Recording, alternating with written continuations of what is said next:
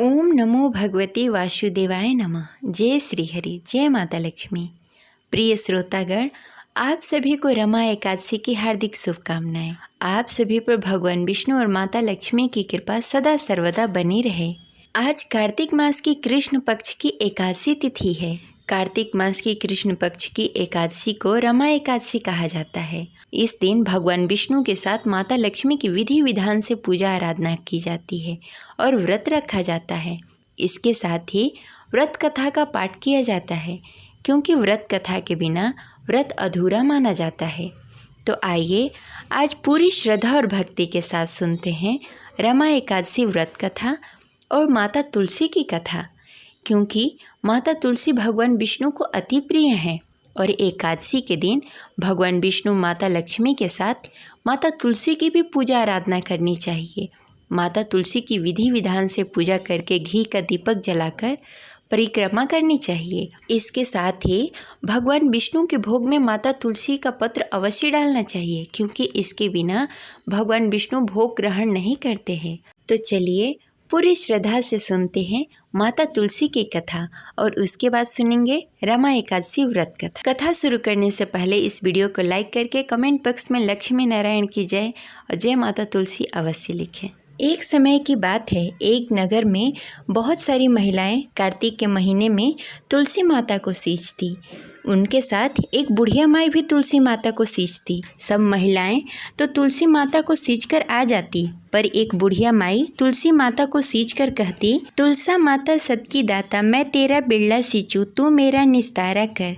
तुलसा माता अड़ुआ दे लड़ुआ दे, पीताम्बर की धोती दे, मीठे मीठे गास दे, बैकुंठ का वास दे, चटक की चाल दे, पटक की मौत दे, चंदन का काठ दे, झालर की झनकार दे, साई का राज दे, दाल भात जीवन दे, एकादशी के दिन दे और श्री कृष्ण का कांधा दे। इतनी बात सुनकर तुलसी जी सूखने लगी और सोच में पड़ गई। एक बार भगवान श्री कृष्ण ने तुलसा माता को इस सोच का कारण पूछा।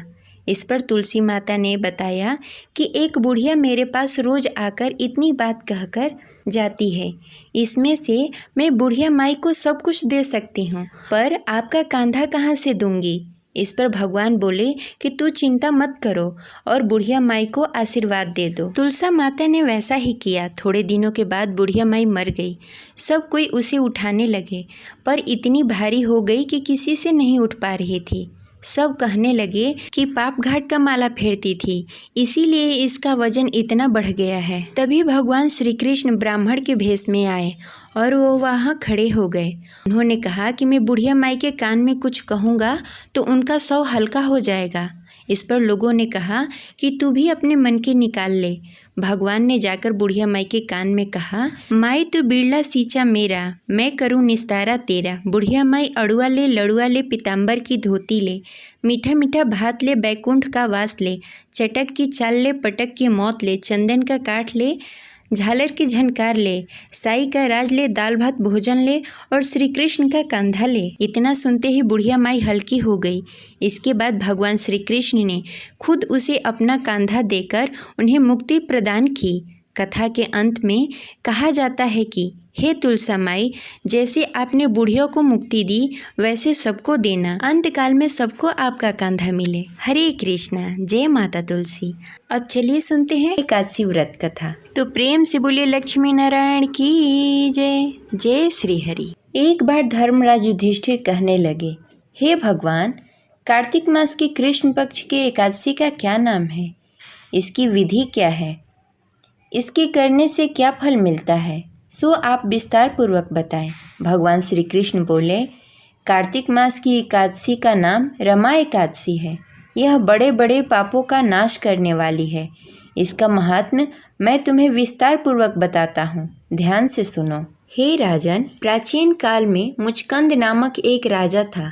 उसकी इंद्र के साथ मित्रता थी और साथ ही यम, कुबेर, वरुण और विभीषण के साथ भी उसकी मित्रता थी। यह राजा बड़ा ही धर्मात्मा विष्णु भक्त था और न्याय के साथ राज करता था। उस राजा की एक कन्या थी जिसका नाम चंद्रभागा था। वह कन्या का विवाह चंद्रसेन के पुत्र शोभन के साथ हुआ था।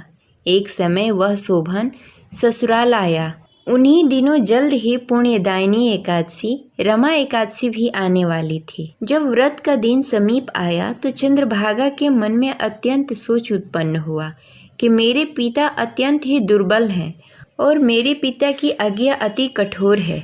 10वीं को राजा ने ढोल बजवाकर सारे राज्य में यह घोषणा करवा दी कि एकादशी को भोजन नहीं करना चाहिए। ढोल की घोषणा सुनते ही शोभम को अत्यंत चिंता हुई और अपनी पत्नी से कहा, हे प्रिय, अब क्या करना चाहिए?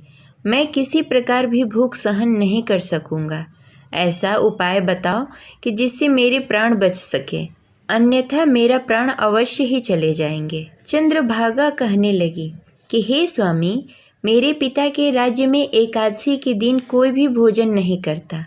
हाथी, घोड़ा, ऊंट, बिल्ली, गौ आदि भी तृण, अन्न, जल आदि ग्रहण नहीं कर सकते।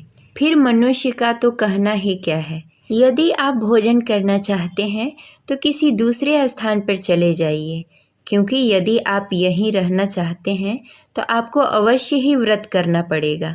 ऐसा सुनकर शोभन कहने लगा कि हे प्रिय, मैं अवश्य व्रत रखूँगा। जो भाग्य में होगा वह देखा जाएगा।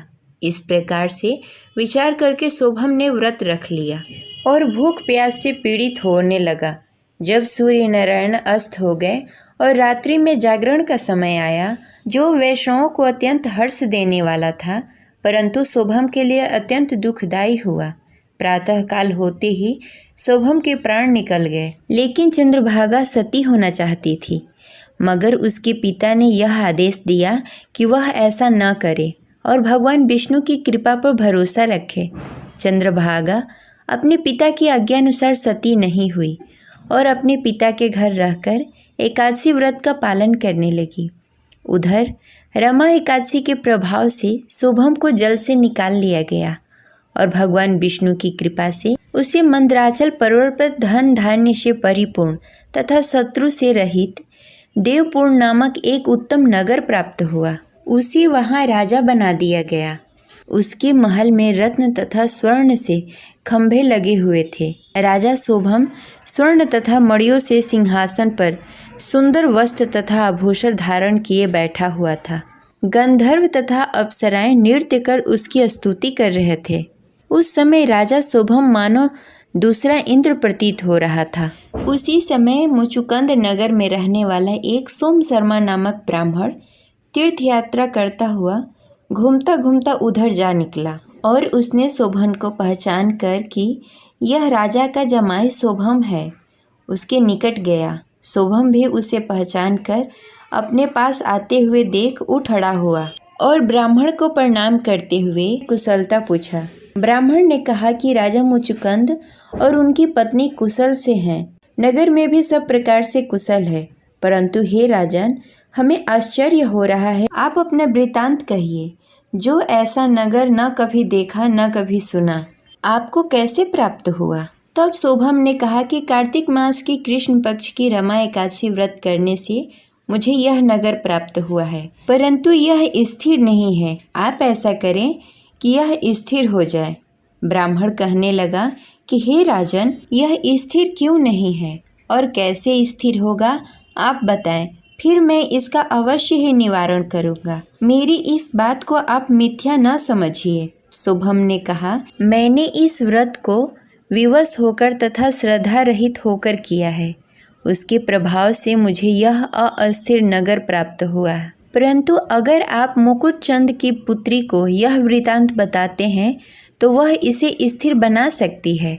राजा शोभम की बात सुनकर ब्राह्मण अपने नगर को लौट आया और उसने चंद्रभागा से सारा वाक्य सुनाया। इस पर राजकुमारी चंद्रभागा बोली, हे ब्राह्मण देव, क्या आपने यह दृश्य प्रत्यक्ष देखा है या आपने स्वप्न में देखा है? चंद्रभागा की बात सुनकर ब्राह्मण बोला, हे राज्य कन्या, मैंने तेरे पति शोभम तथा उसके नगर को प्रत्यक्ष देखा है, किंतु वह नगर अस्थिर है। तू कोई ऐसा उपाय कर जिससे वह स्थिर हो जाए। ब्राह्मण की बात सुनकर चंद्रभागा बोली, हे ब्राह्मण देव, आप मुझे इस नगर में ले चलिए। मैं अपने पति को देखना चाहती हूँ। मैं अपने व्रत के प्रभाव से इस नगर को स्थिर बना सकती हूँ। चंद्रभागा के वचनों को सुनकर ब्राह्मण उसे मंदराचल पर्वत के पास वामदेव के आश्रम ले गए। वामदेव ने उसकी कथा को सुनकर चंद्रभागा का मंत्रों से अभिषेक किया। चंद्रभागा मंत्रों तथा व्रत के प्रभाव से दिव्य देह धारण कर पति के पास पहुंच गई। शोभम ने अपनी पत्नी चंद्रभागा को देखकर उसी प्रसन्नता पूर्वक आसन पर अपने साथ बैठा लिया। चंद्रभागा ने कहा, हे स्वामी, अब आप मेरे पुण्य को सुनिए। जब मैं अपने पिता के घर में 8 वर्ष की थी, तब से मैं सविधि एकादशी व्रत का पालन करती हूँ। उन्हीं व्रतों के प्रभाव से आपका यह नगर अस्थिर हो जाएगा और सभी कर्मों से परिपूर्ण होकर प्रलय के अंत तक स्थिर रहेगा।